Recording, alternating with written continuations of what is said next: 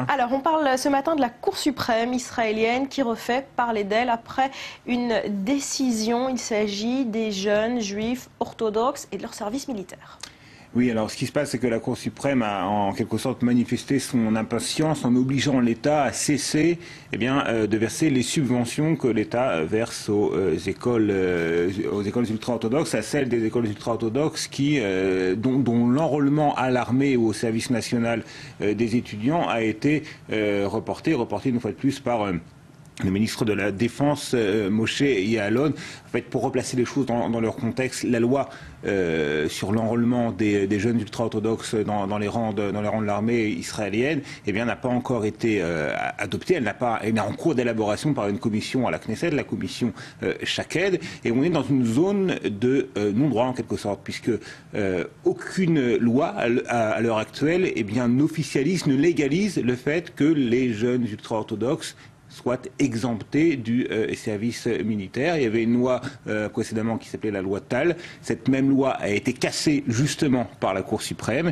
et aucune loi ne l'a remplacée. Donc on est dans une période d'entre-deux, mais une période d'entre-deux qui a tendance un petit peu à s'éterniser, et c'est contre ce provisoire qui dure que les juges de la Cour suprême ont décidé de frapper un grand coup, même si très concrètement l'effet de la suspension temporaire du versement des deniers de l'État aux écoles ultra-orthodoxes, il est assez minime malgré les protestations des députés ultra-orthodoxes, justement. En tout cas, c'est une décision qui relance le débat en Israël sur le rôle politique, notamment, qu'a cette Cour suprême. Oui, parce que c'est pas la première fois que la Cour suprême prend une décision éminemment politique et critique l'échelon politique. Parce que là, avec cette décision, elle critique le fait que le ministre de la Défense, Moshe Ya'alon, régulièrement repousse l'enrôlement des jeunes ultra-orthodoxes en prétextant du fait qu'il n'y a pas assez de lois. Et là, elle demande, avec cette décision, elle dit aux députés, dépêchez-vous, parce qu'on ne peut pas s'éterniser dans cette période où on est entre deux lois.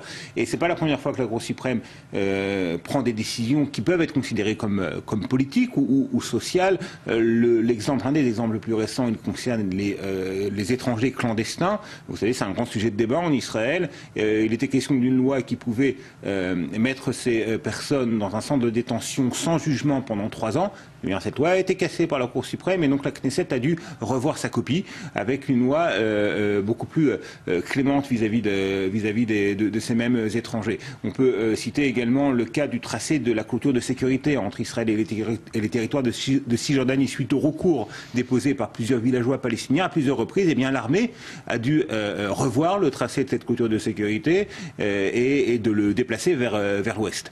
Les exemples sont très nombreux d'implication de la Cour suprême dans la vie politique de l'État, et ça plaît pas à tout le monde. Est-ce qu'on doit aussi prendre en considération dans ces décisions éminemment politiques la composition de la Cour suprême, comme c'est le cas aux États-Unis par exemple? Bien évidemment, mais c'est très différent, parce qu'aux États-Unis, on sait si tel ou tel juge de la Cour suprême est plutôt conservateur ou s'il est plutôt libéral au sens américain du terme, c'est-à-dire plutôt à gauche. Démocrate ou républicain. Voilà, démocrate ou républicain. En Israël, c'est pas du tout le cas. Et justement, cette ambiguïté-là, elle est source de tensions entre la gauche et la droite. La gauche qui considère que le rôle de la Cour suprême est essentiel pour la défense des minorités, et effectivement, la Cour suprême a déjà cassé plusieurs lois qu'elle considérait comme étant contraires à la défense des minorités, et la droite considère que la Cour suprême se mêle trop d'affaires politiques et empêche les majorités dessinées par la Knesset et voulues par le peuple de prendre des décisions. Donc Cour suprême trop à gauche finalement pour la droite? Alors, justement, le problème de la composition humaine, on va peut-être voir des graphiques qui va nous permettre de mieux comprendre le problème.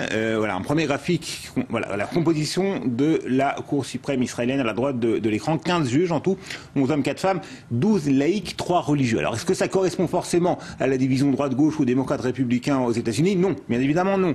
Mais ça donne une image de 14 juifs également et un arabe israélien seulement. Alors, bien évidemment, cette composition, elle ne reflète pas ce qu'est la société israélienne d'aujourd'hui, et j'ai pas voulu rentrer rentrer dans le débat de la représentation des juifs originaires du monde arabo-musulman, ce qu'on appelle les orientaux, les sfarades, par rapport aux juifs originaires du monde européen ou occidental, qui sont très majoritaires dans la Cour suprême, mais la droite israélienne reproche à la Cour suprême, encore une fois, de ne pas refléter ce qu'est aujourd'hui la diversité de la société israélienne, une société israélienne qui est plus traditionnelle, plus proche peut-être d'une certaine forme de religion, plus conservatrice peut-être que ce qu'est la Cour suprême, qui représente, selon la droite israélienne, en tout cas une certaine élite plutôt proche des thèses de la gauche, mais encore une fois à gauche, on considère que la Cour suprême est l'un des derniers remparts en quelque sorte pour la défense des valeurs démocratiques et notamment pour la défense des minorités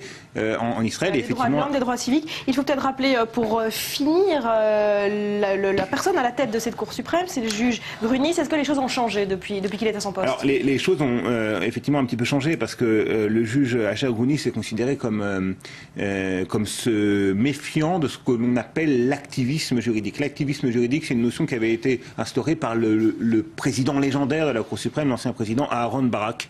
Aaron Barak était un juriste brillant, un juriste de renommée internationale, et lui considérait que la Cour suprême devait même se mêler de très nombreuses choses, que quasiment toutes les questions sociétales ou politiques pouvaient être soumises à la Cour suprême. Et vous savez, n'importe quel citoyen peut déposer un recours à la Cour suprême.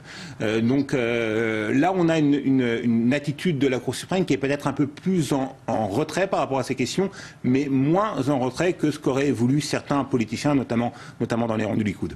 Merci beaucoup, Dror Ben Sapir. À suivre.